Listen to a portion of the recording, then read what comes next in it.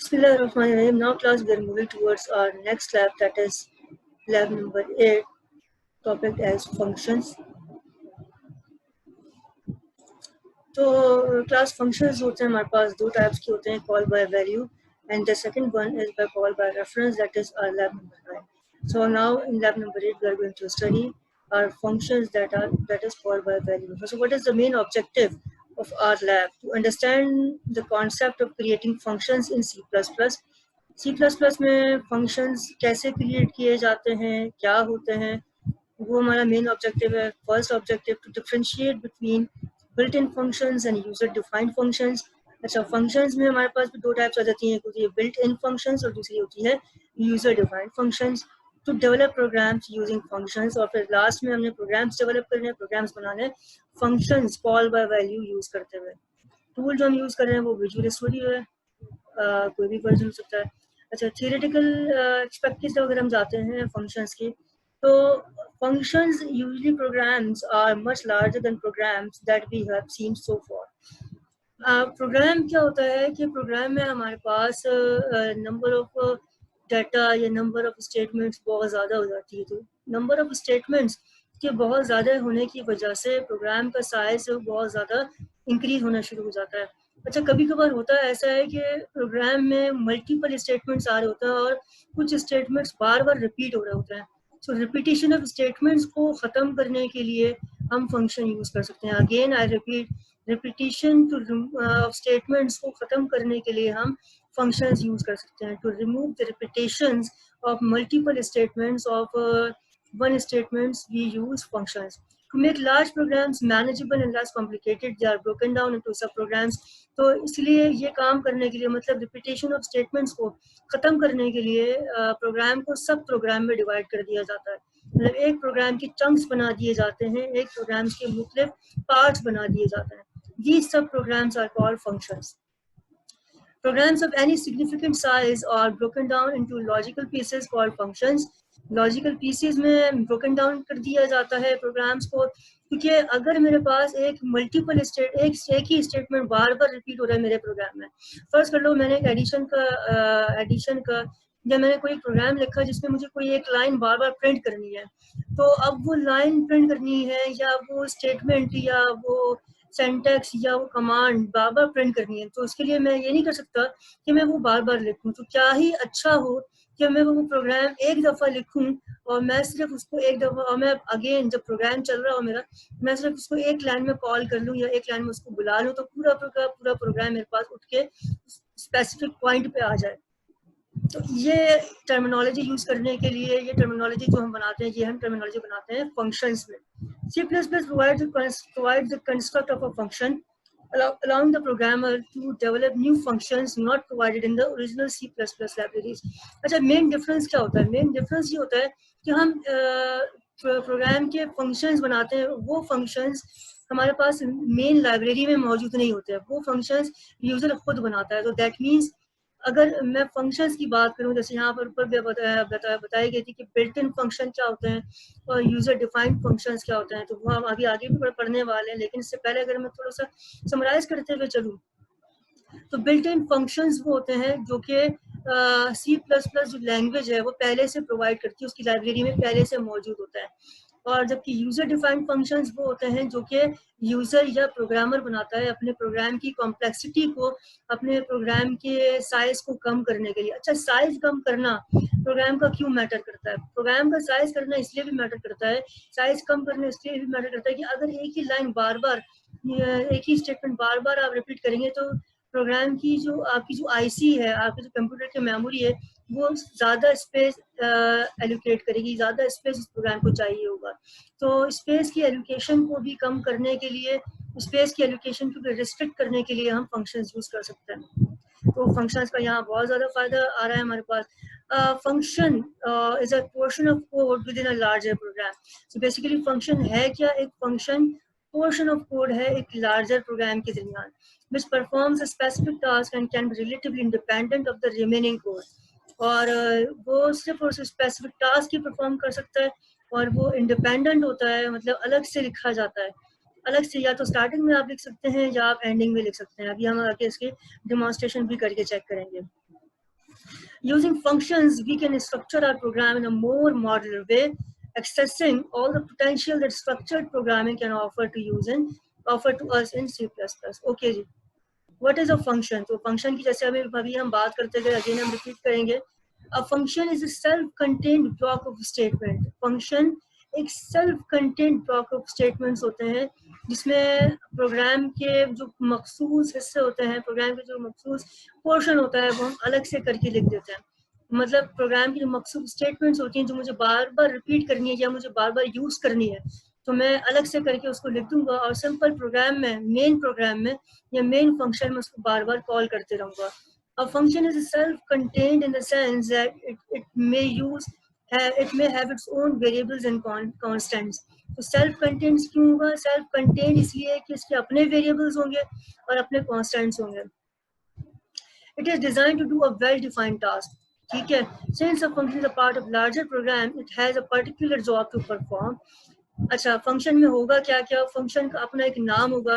मिसाल के तौर पे मैं एक कोई लाइन प्रिंट करवानी है या मुझे एडिशन का फंक्शन, एडिशन मेथड बार बार प्रिंट करवाना है, तो मैं उसका नाम लिख सकता हूँ.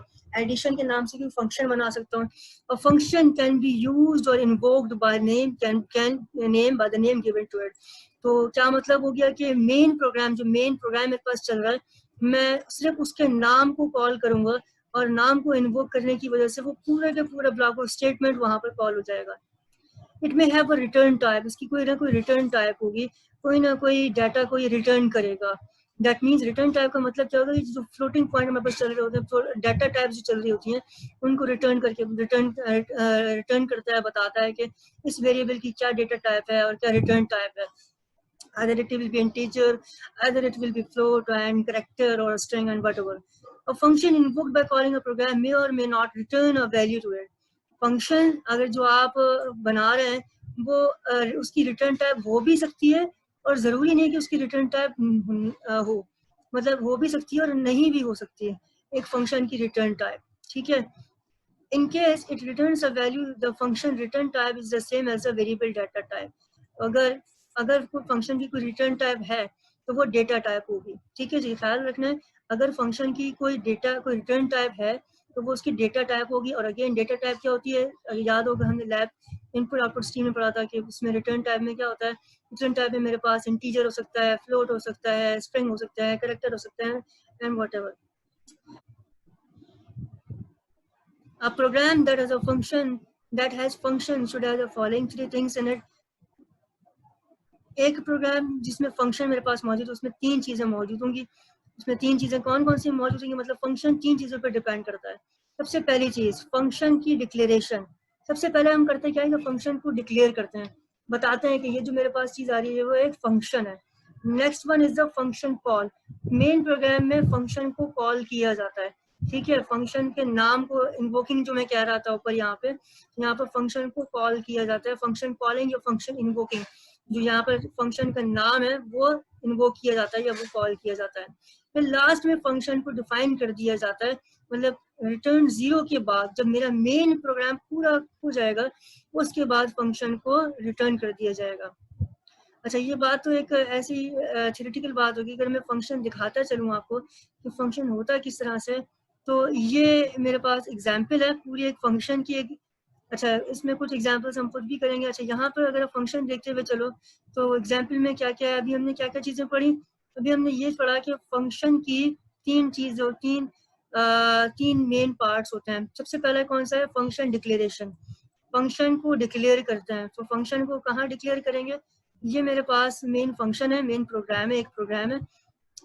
मेन प्रोग्राम अगर आप देखेंगे तो ऊपर ही सबसे स्टार्टिंग में यहाँ पे दो फंक्शन बना दिए गए. एक इंटीजर स्क्वायर का फंक्शन बना दिया गया है, second one is void cube का फंक्शन बना दिया गया है. अच्छा, ये प्रोग्राम से साथ साथ अगर समझते जाए तो ये प्रोग्राम कर क्या रहा है? इस प्रोग्राम में मेरे पास एक स्क्वायर मालूम करना है और क्यूब मालूम करना है. तो इसके दो फंक्शन बना दिए गए हैं. दो फंक्शन का मतलब क्या है कि मुझे बार बार स्क्वायर और क्यूब लिखने की जरूरत नहीं है. मैं क्या ही ऐसा हो कि मैंने अपने प्रोग्राम को पार्ट्स में डिवाइड कर लिया है और डिवाइड करने के बाद मैंने दो फंक्शन बनाए. सबसे पहले फंक्शन को हमने यहाँ पर डिक्लेयर कर दिया है, ठीक है। दो तरीके हमारे पास होते हैं कि हम पहले भी फंक्शन को डिफाइन कर दें मेन प्रोग्राम से पहले। ये मेन प्रोग्राम क्या है, ये void main मेरे पास है। void main is the main program that is the built-in function. So main function is basically the built-in function that we have used again and again in our last practice and previous practices. So void main हमारे पास main function था। Main function से पहले हमने क्या किया, function को define कर दिया। दो फंक्शन बनाया, एक फंक्शन बनाया इंटीजर स्क्वायर का, इंटीजर सी, और दूसरा फंक्शन बनाया void क्यूब का। तो इस एक फंक्शन में स्क्वायर का जैसे हमने यहाँ फंक्शन बनाया है, तो स्क्वायर के फंक्शन में देख रहे हो कि इसकी जो डेटा टाइप है वो इंटीजर है, या इसकी जो रिटर्न टाइप है वो क्या है, इंटीजर है।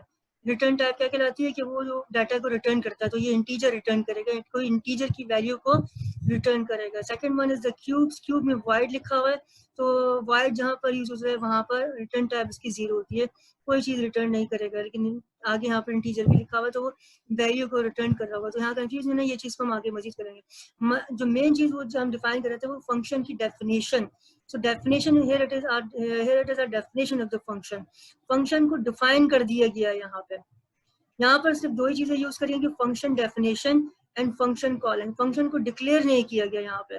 तो आप दो तरीके हैं कि आप सिर्फ डेफिनेशन भी यूज करके डिफाइन कर सकते हैं, पहले फंक्शन को डिफाइन कर दें फिर उसको कॉल करवा लें, जैसे यहाँ पर फंक्शन को सिर्फ कॉल किया गया है, या आप पहले फंक्शन को डिक्लेयर कर दें। अगर आप नहीं चाहते कि मेन प्रोग्राम से पहले हमारा फंक्शन डिफाइन हो, तो यहाँ पर हम फंक्शन को डिक्लेयर कर देते हैं। अच्छा, डिक्लेयर किस तरह से करते हैं? डिक्लेयर करने के लिए मेरे पास सिंपल सा मेथड है कि void main हम लिखते हैं, और void main से पहले ये सिर्फ ये डेटा टाइप या जो कीवर्ड है void क्यूब, हम यहाँ पर सिर्फ ये लिख सकते हैं और उसके आगे सेमीकोलन लगाएंगे। ये हम इसकी सिंटैक्स में इसको पढ़ेंगे। तो यहाँ पर क्या आ जाएगा, void क्यूब और इंटीजर स्क्वायर, और फिर void main के बाद मेन फंक्शन मेरा स्टार्ट हो जाएगा। तो ये एक छोटा सा इसका ओवरव्यू था जो टॉपिक में चल रहा था व्हाट इज फंक्शन का। तो फंक्शन को डिक्लेयर किया पहले, फिर फंक्शन को कॉल किया और फंक्शन को डिफाइन कर दिया। तो फंक्शन की डेफिनेशन और कॉलिंग अभी हम देख चुके हैं। डेफिनेशन बेसिकली मेन फंक्शन से पहले की जाती है और कॉलिंग मेन फंक्शन के अंदर की जाती है। फंक्शन की डिक्लेरेशन अगर मुझे करनी है तो फंक्शन की डिक्लेरेशन मेन फंक्शन से पहले की जाती है, ठीक है। फंक्शन की डिक्लेरेशन मेन फंक्शन से पहले की जाती है। अच्छा, टाइप्स ऑफ फंक्शंस में अगर हम आ जाए तो फंक्शन की दो टाइप्स होती हैं, कुछ built in function and the second one is user defined function. So what is built in function and what is user defined function? Built in function, जैसे कि अभी हमने बात करी मेन फंक्शन की, so that was a built in function, पहले से मौजूद है। उसकी जो डिक्लेरेशन और जो है वो पहले से प्रोग्राम में बिल्ट इन मौजूद है, उसको हमें बनाने की जरूरत नहीं थी। अच्छा, built-in functions की बात करें, these are also called standard library functions. As the name suggests, it is a library of functions. Functions की library होती है built-in functions की। These are the functions that are already present, that is predefined in the system. They have been written, compiled, and placed in the libraries and the header files.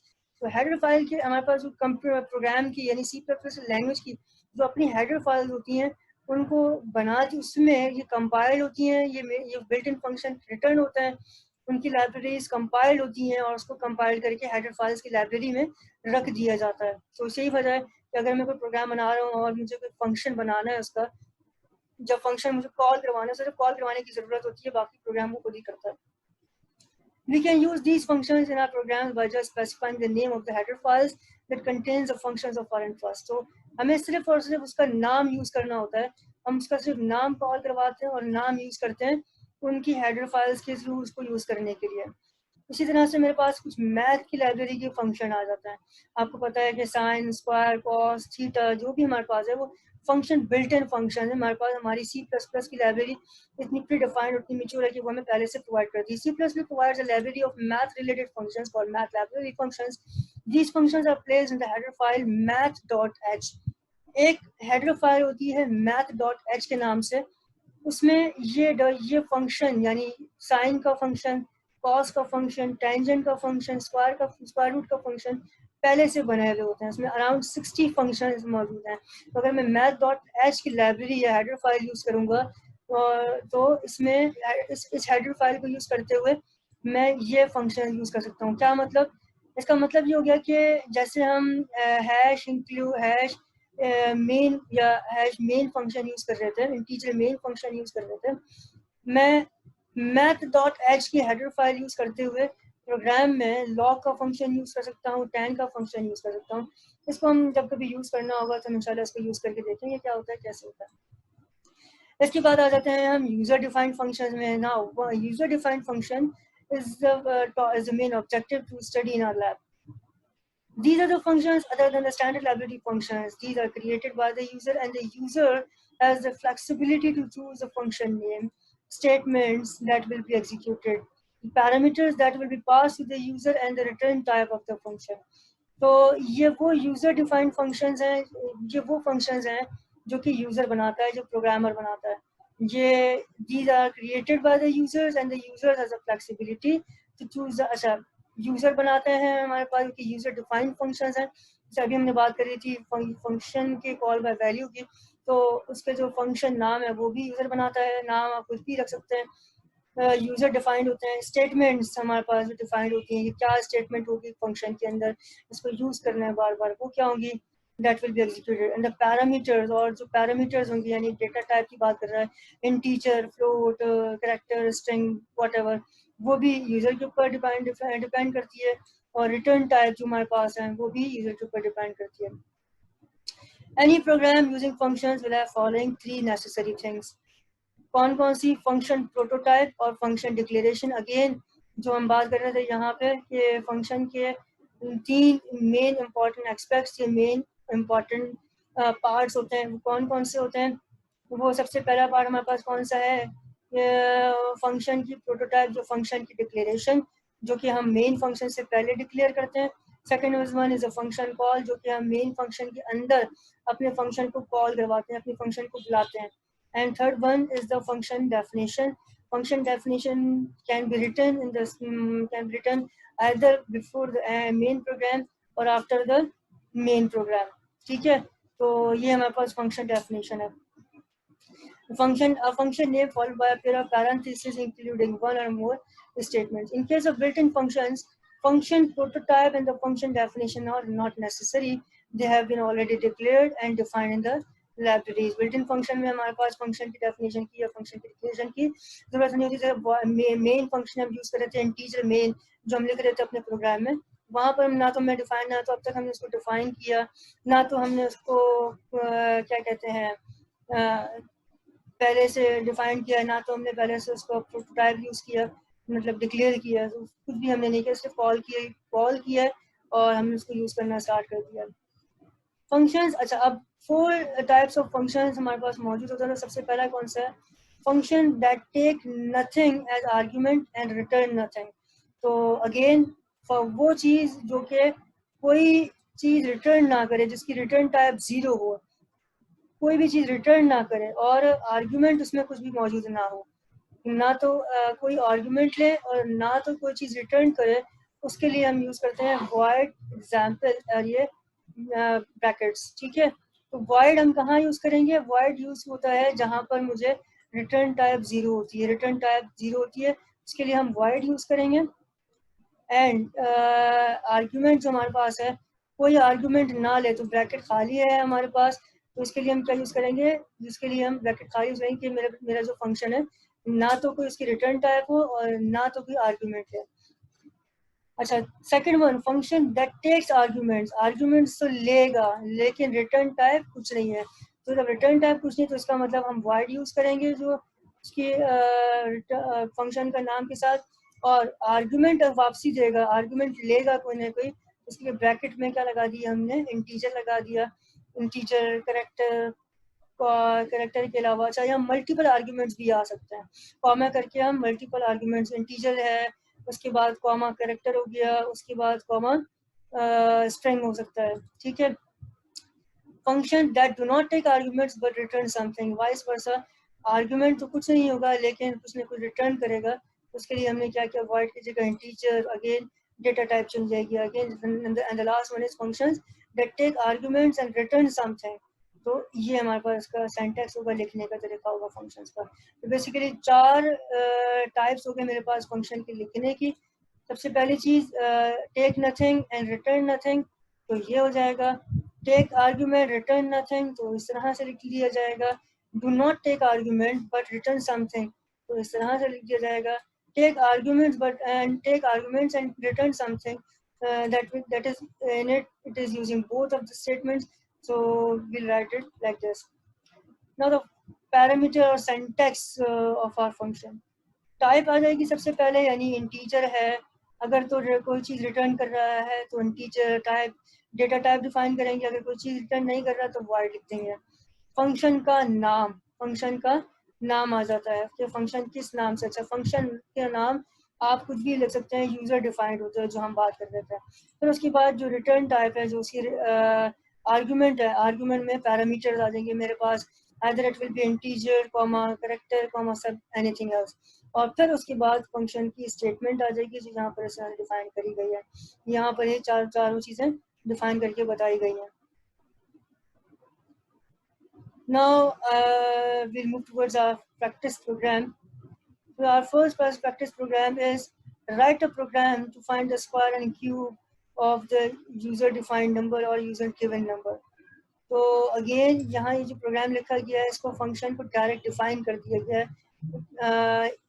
Starting में, programme के starting में function को define कर दिया गया है. तो एक फंक्शन था हमारे पास जिसमें मुझे स्क्वायर बनाना था और क्यूब बनाना था. एक फंक्शन था जिसमें मुझे स्क्वायर चाहिए था और क्यूब चाहिए था. तो इसके लिए हमने क्या किया, इसके लिए करने के लिए मैंने स्क्वायर का एक फंक्शन बना दिया और क्यूब का एक फंक्शन बना दिया. अब मुझे मेन प्रोग्राम में, हमारा जो मेन प्रोग्राम है वॉइड मेन, इस वॉइड मेन के प्रोग्राम में मुझे बार बार स्क्वायर और क्यूब मालूम करना है. अगेन एक स्टेटमेंट लिखी, फिर दोबारा स्क्वायर मालूम करना है, फिर दूसरी स्टेटमेंट लिखी, फिर दोबारा स्क्वायर क्यूब मालूम करना है. तो मैं बार बार ये के लाइन रिपीट करते रहूँगा कि ये फार्मूलाज रिपीट करते रहूँगा इसको, फिर फार्मूलाज रिपीट करूँगा. तो फिर इसका मतलब मुझे इसके वेरिएबल्स भी उसमें ही बढ़ते चले जाएंगे. इसका मतलब प्रोग्राम का साइज भी इंक्रीज होता चला जाएगा. तो इस चीज़ से बचने के लिए क्या किया हमने दो फंक्शंस बना लिए यहाँ पे. First function is the integer square, integer C. ठीक है, इसकी डेटा टाइप क्या है मेरे पास, रिटर्न टाइप क्या है, इंटीजर है. और आर्गुमेंट में हमने क्या लिखा है, इंटीजर सी. सी के नाम से हमने पैरामीटर डिफाइन कर दिया. इसके बाद इंटीजर की, अब फंक्शन की डेफिनेशन है बेसिकली हमारे पास. ये फंक्शन की डेफिनेशन में क्या कह रहा है हमारे पास, एक फंक्शन बनाया है स्क्वायर का. स्क्वायर कैसे होगा कि एक नंबर को उसी नंबर से मल्टीप्लाई करा दो, मेरे पास स्क्वायर भी निकल जाता है उस नंबर का. तो इंटीजर की डेटा टाइप क्या रखी, इंटीजर रखी. और वैल्यू जो हमारे पास पैरामीटर है वो कौन सा है, या जो वेरिएबल है वो क्या लिया हमने, के लिया. और K is equal to C into C. C की जो वैल्यू है वो पहले से हमने बता दिया कि सी जो हमारे पास रिटर्न करेगा वैल्यू वो सी है. अच्छा, सी कहाँ से आएगा, सी यूजर देगा. ऑब्वियस सी बात है, सी की जो वैल्यू है वो कौन देगा, यूजर देगा. अब यूजर कहाँ से देगा, यूजर तो मेन फंक्शन में बात कर रहा है. तो क्यूब स्क्वायर की जो वैल्यू है वो कौन सी है, क्यूब अगर देखा जाए, स्क्वायर क्यूब देखा जाए तो ये वैल्यू कहाँ पर हमारे पास मौजूद है, सी के पास मौजूद है. ठीक है जी. अच्छा, इसके बाद हमारे पास इसने कैलकुलेट किया फार्मूला और के की वैल्यू रिटर्न करी. के की वैल्यू रिटर्न करेगा तो ये के के पास पहुंच जाएगी. और के की वैल्यू जो है हमारे पास, के में क्या मौजूद है मेरे पास, सी इंटू सी मौजूद है. और सी इंटू सी की वैल्यू कहाँ चली जाएगी, रिटर्न टाइप में चली जाएगी, आर्ग्यूमेंट में चली जाएगी. और ये आर्ग्यूमेंट मैंने अगर नीचे कॉल किया है तो मेरे पास नीचे वहाँ पे वो कॉल करके या मालूम करके मुझे बता देगा. ठीक है, यहाँ पर जैसे स्क्वायर ए लिखा हुआ है तो स्क्वायर ए एक और पैरामीटर मेरे पास आ गया, एक और वेरिएबल आ गया ए. सी की जो भी वैल्यू है वो कहाँ उठ के आ जाएगी, वो मेन प्रोग्राम में ए के पास उठ के आ जाएगी. इसी तरह से दूसरा मेरे पास एक प्रोग्राम, एक फंक्शन बनाया गया वॉइड क्यूब इंटीजर डी. इसकी रिटर्न टाइप क्या है, रिटर्न टाइप 0 है. करना क्या है, इसने क्यूब कैलकुलेट करना है. क्यूब, अच्छा मेन फंक्शन में, जो मेन फंक्शन कह रहा हूँ, जो फंक्शन डिफाइन किया है क्यूब का, उसमें क्या है, C out cube S D into D into D. तो ये क्या कैलकुलेट करेगा, क्यूब कैलकुलेट करके मेरे पास दे देगा. तो क्यूब की वैल्यू अब कहाँ स्टोर जाएगी, क्यूब की वैल्यू इसकी रिटर्न टाइप डी में जाके स्टोर जाएगी. ये जो क्यूब फंक्शन डिफाइन किया गया है क्यूब, ये फंक्शन कॉल कहाँ हो रहा है, फंक्शन मेन फंक्शन में कॉल हो रहा है, वॉइड मेन. और यहाँ पर अगर देखा जाए तो क्यूब हमारे पास क्या है, ए. इंटीजर डी है, इंटीजर डी में हमारे पास क्या लिखा हुआ है, क्यूब ए लिखा हुआ है. डी की जो भी वैल्यू होगी वो इक्वेट हो जाएगी किससे, ए से इक्वेट हो जाएगी। अच्छा होगा क्या कि मेन फंक्शन पे अगर आ गए यहाँ पे मेन फंक्शन पे देखें सब, इसके बाद मेन फंक्शन में क्या है कि मेरे पास दो वेरिएबल लिए ए और बी, इनकी डेटा टाइप क्या डिफाइन करी, इंटीजर, नंबर लिखा, इंटर नंबर, यूजर के पास जब प्रोग्राम स्टार्ट हुआ लिखा क्या है, इंटर नंबर, नंबर लिखा आया, सी इन ए, यूजर ने एक नंबर एंटर कर दिया जिसकी वैल्यू किसके बराबर हो गई, ए के बराबर हो गई, and B equals to square A, और हमने लिख दिया कि बी, अच्छा यहाँ पे क्या किया, यहाँ पर करा कि बी की वैल्यू को लिखा, स्क्वायर बी बराबर होगा किसके, स्क्वायर ए के। अच्छा अब स्क्वायर ए क्या है, स्क्वायर ए फंक्शन है basically, square a is basically a function, that means we are calling here our function. अब वो क्या करेगा, स्क्वायर ए को देखेगा और चेक करेगा कि ये फंक्शन कहाँ बना हुआ है मेरे प्रोग्राम में, either it is before the main program or after the main program। अब वो बिफोर द मेन प्रोग्राम बना हुआ तो अब वो मेन प्रोग्राम की तरफ चला जाएगा, बिफोर द मेन प्रोग्राम की तरफ चला जाएगा। मेन प्रोग्राम में मेरे पास ऊपर डिफाइन किया हुआ है फंक्शन स्क्वायर को, यहाँ पर आके चेक करेगा, ए की वैल्यू को इक्वेट कर देगा किससे, ए की वैल्यू को इक्वेट कर देगा सी से, क्योंकि ए क्या है, ए की डेटा टाइप क्या थी, ए की डेटा टाइप इंटीजर थी, और सी की भी डेटा टाइप क्या है, इंटीजर है, तो ए को सी के इक्वेट कर देगा। ठीक है, ए को सी के इक्वेट करने के बाद अब वो जो यूजर डिफाइंड फंक्शन है स्क्वायर उसके अंदर चला जाएगा, उसके स्टेटमेंट को एग्जीक्यूट करेगा, इंटीजर के, एक और नया वेरिएबल ले लिया के नाम से, उसकी डेटा टाइप इंटीजर रखी, K is equals to C into C. अब क्या करेगा, के की वैल्यू को, के को सी को 2 टाइम्स मल्टीप्लाई कराएगा, यानी इसका स्क्वायर रूट कैलकुलेट कर रहा है, कैलकुलेट कर के की वैल्यू क्या करेगा, के की आगे लिखा हुआ रिटर्न के, तो मतलब अब ये वैल्यू कुछ ना कुछ रिटर्न करनी, तो के की जो भी वैल्यू आएगी वो कहाँ रिटर्न होनी है, वो इस वैल्यू यानी सी पे जाके इक्वेट हो जाएगी, वैल्यू को फाइंड आउट करेगा और सी पे जाके इक्वेट करा देगा, और ये फंक्शन को यूज करते हुए यहाँ पे क्या करेगा, स्क्वायर को करके दिखा देगा, मेन प्रोग्राम में आएगा, मेन प्रोग्राम में देगा सी आउट स्क्वायर एस बी, यहाँ पर बी की जो भी वैल्यू आ जाएगी जो ऊपर फंक्शन से कैलकुलेट करेगा वो बी की जो भी वैल्यू होगी तो यहाँ पे ला के लिख देगा। नेक्स्ट लाइन में आएगा, नेक्स्ट लाइन में क्या है, क्यूब ए लिखा हुआ है, क्यूब ए लिखा हुआ है तो उसका मतलब अब क्यूब ए के फंक्शन को फाइंड आउट करेगा, क्यूब के फंक्शन को फाइंड आउट करेगा, प्रोग्राम के स्टार्टिंग में जाएगा, स्टार्टिंग से चेक करते हुए आएगा, देखेगा वाइड क्यूब इंटीजर डी लिखा हुआ है, वाइड क्यूब इंटीजर डी। अब इंटीजर डी का मतलब क्या होगा कि ए की जो भी वैल्यू है वो किसके इक्वेट हो जाएगी, डी के इक्वेट हो जाएगी। अगेन इसके बाद क्या होगा, C out cube S D into D, यानी क्यूब मालूम करेगा, क्यूब मालूम करने के बाद वो वापसी उसकी वैल्यू को, अच्छा यहाँ पर रिटर्न टाइप 0 है, उसको कुछ रिटर्न करने की ज़रूरत नहीं है, वो सिंपल क्यूब की वैल्यू को प्रिंट आउट कर देगा और क्यूब फाइंड आउट कर देगा। अच्छा यहाँ पर लिखा हुआ नहीं है प्रोग्राम में सी आउट क्यूब इज, और वैल्यू हम लिख सकते थे यहाँ पे, वो यहाँ पर सिंपल सी क्यूब की वैल्यू दिखा देगा, जैसे यहाँ पर आउटपुट में क्यूब इज। ठीक है, तो यहाँ प्रोग्राम का थोड़ा सा पार्ट रहता है, तो वो आउटपुट हमारे पास कुछ इस तरह से आएगा, जो लाइन यहाँ रह गई है C out square S, again नीचे लिखेंगे सी आउट क्यूब एस 512, जो भी वैल्यू यूजर ने प्रेस करी थी 8 से रिस्पेक्ट से। ये तो था हमारे पास स्क्वायर और क्यूब का फंक्शन। इसके अलावा एक छोटी सी एग्जांपल और है जो मेन डिफरेंस को एलोकेट करेगी, मेन डिफरेंस बताएगी कि किस तरह से होगा। So now let's move towards that. Okay class, now we are moving towards our example, smallest example. अगर हम इस एग्जांपल की बात करें तो इसमें हमारे पास बेसिकली एक स्टार लाइन फंक्शन बनाया गया है, जैसे यहाँ डिफाइंड है पहली लाइन में सी आउट जो स्टार लाइन है।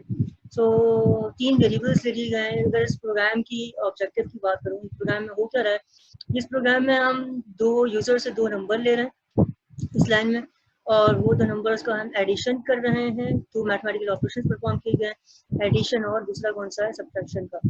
तो इसमें एक चीज़ देख रहे होंगे, जैसे मैंने रिपीटेशन ऑफ स्टेटमेंट्स की बात कर रहा था, तो यहाँ पे अगर एक चीज़ देख रहे हैं तो रिपीटेशन ऑफ स्टेटमेंट्स मेरे पास है। स्टार लाइन बार बार इस प्रोग्राम में कॉल किया जा रहा है, या स्टार लाइन बार बार इस प्रोग्राम की स्टेटमेंट में बनाया जा रहा है। तो ऐसा ज़रूरी नहीं होता। अगर ऐसा है, अब यहाँ तो स्टार लाइन है, एक सिंगल लाइन स्टेटमेंट है, अगर इसी तरह से कोई मल्टीपल लाइन स्टेटमेंट्स होती है, स्टार लाइन की जगह हम क्या करते हैं, स्टार का पिरामिड बना रहे होते हैं, तो वहाँ पर आपके पास प्रोग्राम की स्टेटमेंट्स भी इंक्रीज होती चली जाती हैं और प्रोग्राम की एग्जीक्यूशन में भी टाइम लगता है, क्योंकि एक पिरामिड को हम अगर बनाते हैं तो फॉर लूप के थ्रू बनाते हैं, फॉर लूप को बार बार उसको कॉल करना और फॉर लूप को बनाना इटसेल्फ एक खुद का एक टास्क है और उसको एग्जीक्यूट करने में टाइम लगता है। सेम सेम स्टेटमेंट बार बार रिपीट होती चली जाती है।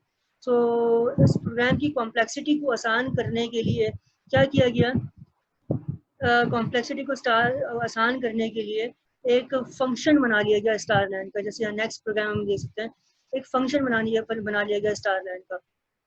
अच्छा, अगर मैं फंक्शन की बात कर रहा था, फंक्शन कॉल बाय वैल्यू की बात कर रहा था, तो कॉल बाय वैल्यू में हमारे पास 3 पार्ट्स थे। कौन कौन से? फंक्शन की प्रोटोटाइप, फंक्शन का प्रोटोटाइप डिफाइन करना, फंक्शन को डिक्लेयर करना, फंक्शन की declaration. So here it is our function declaration. Function declaration हमेशा सेमीकोलन से खत्म होती है। उसके बाद फंक्शन की कॉलिंग, फंक्शन की कॉलिंग मेन फंक्शन जो कि यूजर डिफाइंड फंक्शन है उसमें यूज होती थी, जहां पर मैंने स्टार लाइन को बार बार यानी सी आउट स्टार लाइन को बार बार प्रिंट करने के बजाय, बार बार लिखने के बजाय सिंपल फंक्शन का नाम कॉल किया यहाँ पे। तो अगर यहाँ देखा जाए, फंक्शन का नाम देखा जाए, तो फंक्शन की डिक्लेरेशन में इसकी रिटर्न टाइप 0 है क्योंकि वॉइड यूज किया गया है, और आर्गुमेंट भी मेरे पास कुछ नहीं है, तो कोई चीज़ रिटर्न नहीं करेगी है। इसके बाद मेरे पास फंक्शन की क्या कहते हैं कॉलिंग आ गई। मेन फंक्शन में फंक्शन को हम कॉल कर रहे हैं, और फिर उसके बाद अगेन एडिशन, हमारे पास एडिशन का फंक्शन स्टेटमेंट कॉल की गई है। अगेन स्टार लाइन का फंक्शन ना बाय नेम कॉल किया गया है, और फिर उसके बाद फंक्शन में हमारे पास डिफरेंस का स्टेटमेंट्स आई, और डिफरेंस के स्टेटमेंट्स आने के बाद हमने फंक्शन को क्या किया है, कॉल किया है। अब प्रोग्राम मेन फंक्शन के एंड होने के बाद, मेन फंक्शन हमारा स्टार्ट हुआ है, और मेन फंक्शन के एंडिंग के बाद यानी मेन फंक्शन के रिटर्न 0 के बाद हमने क्या किया है, हमने अपने फंक्शन को डिक्लेयर किया है। फंक्शन की डिक्लेरेशन आ गई, और फंक्शन की अब यहाँ पर फंक्शन की डेफिनेशन आ गई है कि अब ये स्टार लाइन का फंक्शन करेगा क्या। तो हियर इट इज फंक्शन के स्टार लाइन फंक्शन बेसिकली हमारे पास एक स्टार लाइन को प्रिंट करेगा, और स्टार लाइन को प्रिंट करने के लिए हम क्या यूज कर रहे हैं, फॉर लूप लगाया है। फॉर लूप हम कर रहे हैं यहाँ पर ये है कि एक स्टार लाइन को स्टार स्टैटिक को 6 दफा प्रिंट किया है। सेम प्रोसेस होगा, सेम फंक्शन मेरे पास होगा जैसे यहाँ पे ऊपर फंक्शन में मैंने बनाया अपना, ऊपर प्रोग्राम में अपना फंक्शन बनाया था या स्टेटमेंट बनाई थी। तो यही हमारे पास मेन फंक्शन करेगा। तो आप देख रहे हैं कि प्रोग्राम के जो स्टेटमेंट्स है वो कितनी स्मॉल हो गया। ऊपर अगर प्रोग्राम देखा जाए तो कितना बड़ा था, नंबर ऑफ स्टेटमेंट्स कितनी ज़्यादा थी। नंबर ऑफ स्टेटमेंट्स की वजह से एग्जीक्यूशन टाइम भी मेरा प्रोग्राम का बढ़ गया था। अगर मैंने फंक्शन यूज़ किया तो फंक्शन में मैंने एक स्टार लाइन की फंक्शन को सिर्फ एक दफ़ा बनाया है। यहाँ पर स्टार लाइन की जगह मैं एक डैश लाइन भी बना सकता था, या स्टार लाइन के साथ एक डैश भी बना सकता था। डैश लाइन के स्टार लाइन प्रिंट हो, फिर डैश प्रिंट हो, फिर ऐसे करके, तो वो चीज़ भी हम कर सकते थे इसी प्रोग्राम में। सिंपल इज दैट कि हमने अपने फंक्शन को कॉल किया, कॉल बाय वैल्यू किया। कॉल बाय वैल्यू का मेन जो कॉन्सेप्ट होता था वो क्या होता था कि वैल्यू को रिटर्न करना था, जैसे हमने पिछले प्रोग्राम में देखा था, पिछले जो पहली प्रैक्टिस करी थी उसमें देखा था। सो इट इज, अब हम चलते हैं लैब नंबर 8 की तरफ। अगेन लैब नंबर 8 में हमने जो देखा था प्रैक्टिस प्रोग्राम को आई थिंक एक दफ़ा दोबारा से समझ लेते हैं, क्लियरली समझ लेते हैं दोबारा से। इसमें हो क्या रहा था, इसमें हमने स्क्वायर और क्यूब मालूम करना है, ठीक है। एक फंक्शन लिखना है जिसका हमने क्या करना है, एक स्क्वायर और क्यूब मालूम करना है। फंक्शन की डिक्लेयर किया है हमने मेन फंक्शन से पहले। तो यहाँ पर मेरा पूरा मेन फंक्शन है। मेन फंक्शन से पहले मैंने 2 फंक्शन बनाया, यूजर डिफाइंड फंक्शन की। मेन फंक्शन तो बिल्ट इन फंक्शन है, उससे पहले हमने दो फंक्शन बनाए, user defined, that is the square and cube function. और स्क्वायर और क्यूब फंक्शन हमने बनाया, इसमें हमने क्या किया है, हमने रिटर्न टाइप जो रखी है वो उसकी इंटीजर रखी है। स्क्वायर फंक्शन की रिटर्न टाइप हमने इंटीजर रखी है, क्यूब फंक्शन की रिटर्न टाइप हमने वॉइड रखी है, यानी डेटा टाइप वॉइड रखी है। तो उसका मतलब क्यूब फंक्शन कोई चीज़ वैल्यू, किसी वैल्यू को रिटर्न नहीं करेगा और डायरेक्ट उसको प्रिंट करवा देगा, क्योंकि स्क्वायर फंक्शन क्या करेगा, उस वेरिएबल को रिटर्न करेगा। तो वेरिएबल को रिटर्न करने का मतलब, या कोई ना रिटर्न करने का मतलब, कॉल बाय रिटर्न टाइप जब 0 होगी तो उसमें हमारे पास क्या होना चाहिए, कॉल बाय वैल्यूज को रिटर्न करेगा, ठीक है जी। इंटीजर किया गया कि सी इंटू सी। रिटर्न टाइप क्या रखी, के रखी। तो यहाँ पर रिटर्न टाइप के रखने का मतलब ये कोई वैल्यू को रिटर्न कर रहा होगा, ठीक है। इसी तरह से क्यूब में आ जाए तो क्यूब में भी हमने सेम सिनेरियो किया है, किसी आउट क्यूब इज डी का cube, D into D and L. So main function में अगर आ जाएंगे, मेन फंक्शन में एंटर नंबर, एक यूजर से नंबर मांग रहा है, सी इन ए, फिर उसका स्क्वायर जनरेट कर रहा है, बी इक्वल्स टू स्क्वायर ए। अब यहाँ पर फंक्शन कॉल किया गया स्क्वायर है, जैसे ही फंक्शन कॉल करेगा वो ऊपर जाके चेक करेगा कि फंक्शन की डेफिनेशन जाके चेक करेगा कि फंक्शन कहाँ डिफाइन हुआ है। फंक्शन की डिफाइनिंग हमारे पास मेन फंक्शन से पहले है, यहाँ पर जैसे ही कॉल होगी हमारे पास, यहाँ पर जैसे ही कॉल होगी वो देखेगा हमारे पास कि फंक्शन की डिफाइनिंग कहाँ है, बी इक्वल्स टू स्क्वायर ए है, तो उसका मतलब वो फंक्शन की जाके कॉल करेगा, यहाँ फंक्शन की कॉलिंग आ गई, जैसी फंक्शन की कॉलिंग करेगा वो फंक्शन की डिफाइनिंग पे जाके चेक करेगा कि फंक्शन कहाँ डिफाइन हुआ है। तो फंक्शन यहाँ पर ऊपर डिफाइन हुआ है कि स्क्वायर इंटीजर सी, फंक्शन की डिफाइनिंग चेक करी, डिफाइनिंग कर चेक करने के बाद इंटीजर के equals to C into c, and return type क्या है इसकी, के है, रिटर्न टाइप के को के की वैल्यू को रिटर्न करेगा, सी इक्वल टू सी मल्टीप्लाई करेगा, और फिर स्क्वायर जनरेट करके वो स्क्वायर कैलकुलेट कर लेगा। जैसे स्क्वायर कैलकुलेट होगा वो उसकी वैल्यू को कैलकुलेट वैल्यू को बी के इक्वेट कर देगा, सी की वैल्यू को बी के इक्वेट कर देगा, ठीक है। और फिर उसके बाद क्या करेगा, फंक्शन मेरा एंड हो जाएगा। सेम सिनेरियो क्यूब के साथ होगा, जैसे ही क्यूब का फंक्शन कॉल होगा फंक्शन की डेफिनेशन पे जाएगा, डेफिनेशन चेक करेगा, according to that definition check करेगा रिटर्न टाइप क्या है, आइदर इट इज वॉइड और सम टाइप ऑफ इंटीजर, वो चेक करने के बाद वो आगे मूव कर जाएगा। अगर इंटीजर है तो ठीक है, रिटर्न वैल्यू को रिटर्न करेगा, नहीं तो जीरो है तो फिर उसके बाद क्या करेगा, वो वैल्यू को एज इट इज प्रिंट करवा देगा। अगर इसके फ्लो चार्ट पे देखा जाए तो स्टार्टिंग फंक्शन वैल्यू, एक वैल्यू ली यूजर से, स्क्वायर का फंक्शन कैलकुलेट किया, फिर स्क्वायर दिखा दिया, क्यूब का फंक्शन प्रोसेस किया, फिर उसको आउटपुट दिखा के एंटर किया। स्क्वायर का फंक्शन जैसे ही आएगा स्क्वायर के फंक्शन को प्रोसेस करेगा, स्क्वायर के फंक्शन में जाकर देखेगा कि स्क्वायर का फंक्शन क्या कहता है। स्क्वायर का फंक्शन अलग से एक वेरिएबल जनरेट करा हुआ है स्क्वायर सी, रिटर्न टाइप जीरो है, जिसकी रिटर्न टाइप सी है, जिसकी इंटीजर है, इंटीजर के इंटू सी रिटर्न टाइप के की वैल्यू को रिटर्न कर देगा। क्यूब के फंक्शन जैसे यहाँ पर क्यूब ए कॉल होगा, फौरन से क्यूब के फंक्शन पे जाएगा, क्यूब के फंक्शन को चेक करेगा, क्यूब कैलकुलेट करेगा और डिस्प्ले कर देगा। सो ये था हमारे पास function call by value. So now class we are moving towards our lab task. पहला टास्क हमारे पास कहता है कि write a C plus plus program that asks the user to provide an integer input in the main program। तो main program में user से एक इनपुट लेना है, अच्छा उसके बाद क्या करना है, मेन प्रोग्राम के अंदर एक फंक्शन को कॉल कराना है। दैट मीन्स कॉल कराने का मतलब ये है कि आपको फंक्शन पहले डिफाइन डिक्लेयर करना होगा और फिर मेन प्रोग्राम के बाद उसको डिफाइन करना होगा, या मेन प्रोग्राम से पहले उसको डिफाइन भी कर सकते हैं। The function accept that integer as an argument. तो इसका मतलब क्या होगा कि फंक्शन के पास जो भी इंटीजर आएगा वो उसको एज अ आर्ग्यूमेंट लेगा, ठीक है। तो उसका मतलब जो फंक्शन के पैरेंथेसिस के अंदर कोई ना कोई वैल्यू होना चाहिए, कोई ना कोई वेरिएबल होगा, तो इसका मतलब इसकी कोई रिटर्न टाइप होगी, लाजमी सी बात है। Determine and display if the passage if the passed number is even और ऑड, ठीक है। तो वो मैसेज प्रिंट करा देगा नंबर जो मेरे पास आ रहा है वो इवन है या ऑड है। ये इवन और ऑड का फंक्शन आप पहले भी बना चुके हैं, सिंपल से वो फंक्शन बना के जो आपने पहले बनाया था वो इवन ऑड के फंक्शन में आपने उसको कॉपी पेस्ट करना होगा और अगेन आपने वो नंबर लेना होगा, सिंपल सा प्रोग्राम है।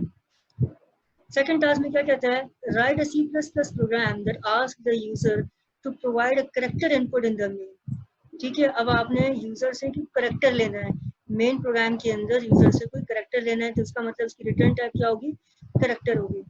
The program then call a function check vowel, और फिर उसके बाद एक फंक्शन बनाना है चेक वॉवल का, यानी वॉवल्स चेक करना है कि आइदर इट इज वॉवल और कॉन्सोनेंट, जो चीज़ है वॉवल का फंक्शन बनाना है with the character input as its argument. Argument लेना है, इसका मतलब क्या है, अगेन जो फंक्शन बनेगा वॉवल का उसके अंदर कोई ना कोई वैल्यू आएगी, कोई ना कोई वैल्यू होगी, तो वो रिटर्न टाइप्स की क्या होगी, करेक्टर होगी। The function should decide and display the character is vowel और नॉट। और फंक्शन की क्या कैपेबिलिटी होनी चाहिए, फंक्शन की कैपेबिलिटी होनी चाहिए कि वो बताए कि जो उसके अंदर जो अल्फाबेट्स आ रहे हैं वो वॉवल है या नहीं है, ठीक है जी। Again now let's move to a third task, write a C++ program that calculates the power of an integer. अब क्या करना है, हमने किसी नंबर की पावर कैलकुलेट करनी है। In the main function, ask the user to provide the base and the exponent। Power calculate करने के लिए मुझे बेस चाहिए होती है और एक्सपोनेंट चाहिए होता है, तो उस एक्सपोनेंट को जिस जो एक्सपोनेंट आएगी मेरे पास उस नंबर को उतने टाइम्स मल्टीप्लाई कराते हैं जिस तरह से हम पावर कैलकुलेट कर सकते हैं।